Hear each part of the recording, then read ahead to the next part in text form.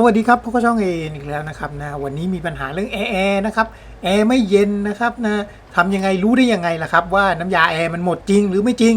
นะครับดูตรงนี้เลยนะครับนะดูยังไงตามผมมาเลยครับคือเนี่ยครับเจ้าตาแมวเนี่ยนะรถส่วนใหญ่จะมีนะครับมีแค่บางรุ่นเท่านั้นที่ไม่มีนะฮะนะก็มาดูตัวนี้นะครับนะถ้าน้ำยาวิ่งนะครับหรือน้ำยาเป็นฟองนะให้เติมน้ำยานะครับน้ำยาเป็นฟองนะย้ำก่อนนะครับน้ำยามันเป็นฟองฟัดเลยนะฮะให้เติมน้ำยานะครับเติมน้ำยาแอร์นะฮะเนี่ยจะไปเติมที่ร้านก็ได้นะครับแต่ครั้งหนึ่งประมาณ400 ถึง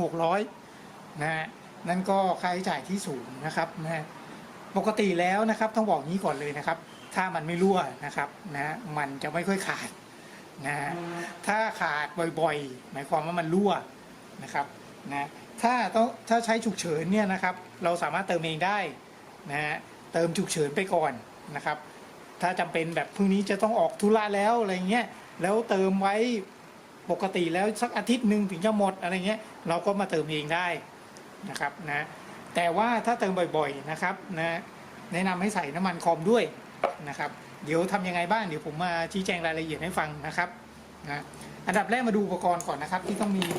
นะเป็นตัวแรกเลยนะครับเกจตัวนี้เกจนะครับนะจะมีแบบเป็นแค่2อันก็ได้นะครับเป็นสีฟ้ากับสีเหลืองนะสีเหลืองก็ต่อเข้ากับถังน้ำยานะครับนะแล้วสีฟ้าก็ไปเข้า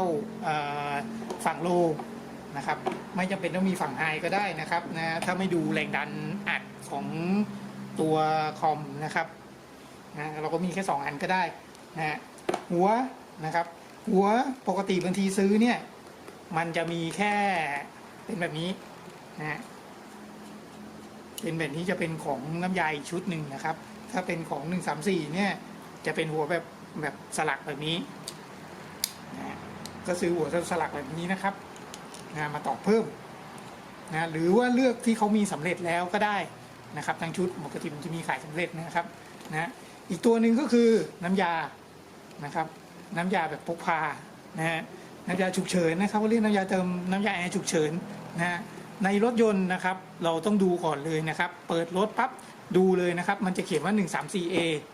นะฮะถ้าเขียนต่างจากนี้เหมือนรุ่นเก่านะครับมันจะเขียนตัวอื่นนะเป็นน้ำยาอื่นนะครับนะไม่ได้รีวิวพวกมึงไปจ้ะ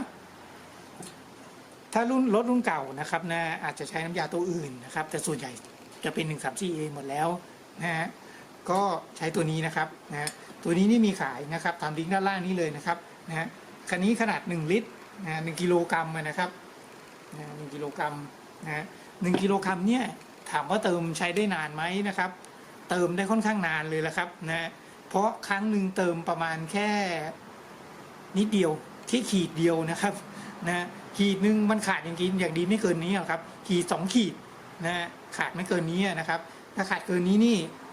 จะต้องพิจารณาแล้วนะครับนะอาจจะรั่วระบบซึ่งก็ต้องมาแว็กคอม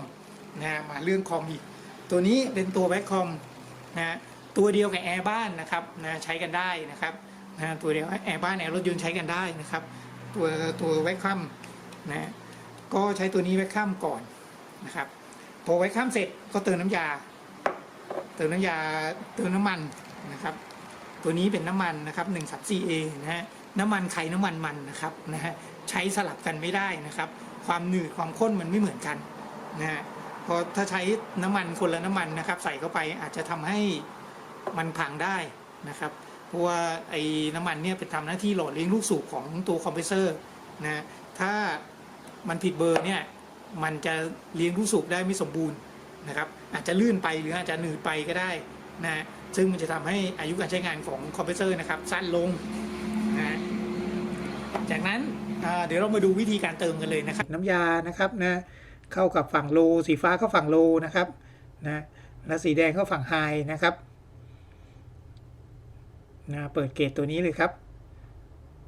เสร็จแล้วลำดับขั้นตอนต่อไปนะครับนะแล้วก็คือการเวกคัมนะ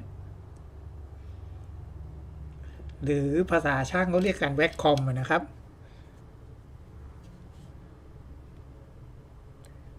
ก็แว็กเอาไว้สักตอนแรกแว็ก10 นาทีก่อนนะครับแว็ก10 นาทีให้เลขมันติดลบ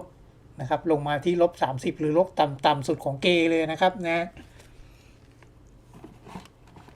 พอมันลงมาเสร็จแล้วเนี่ยปิดนะครับปิดตัวเวกคัมนะครับแล้วปิดวาล์วตัวนี้นะครับเสร็จแล้วดูนะครับว่าเข็มมันตกไหมนะก็คือถ้าระบบมันรั่วนะครับนะเข็มมันจะตกก็คือมันจะย้อนกลับขึ้นไปนะครับพูดง่ายๆมันจะไม่ค้างอยู่ที่30 -30นะครับแต่ถ้ามันไม่ค้างถ้ามันค้างอยู่นะครับไม่ลดไม่อะไรพวกนี้ไม่กระดุกกระดิกนะครับก็โอเคถือว่าโอเคแล้วนะครับระบบไม่รั่วนะคราวนี้ก่อนจะเติมน้ำยานะครับถ้าปล่อยน้ำยาหมดนี่นะครับเราจะต้องมาเติมเจ้าน้ำมันด้วยนะครับเติมเข้าไป1 สายนะฮะก็คือกรอกเต็มสายนะครับแล้วก็เติมน้ำยาเลยครับตอกน้ำยาเข้าไปนะติดเครื่องนะครับแล้วก็เปิดน้ำยาเข้านะเปิดตอนแรกเนี่ยมันจะคอมมันจะยังไม่ทำงานนะครับนะ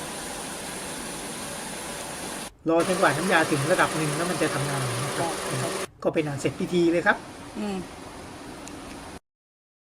สินค้าที่ใช้ในคลิปนะครับนะสามารถหาได้ใน Shopee เลยนะครับขอบคุณครับ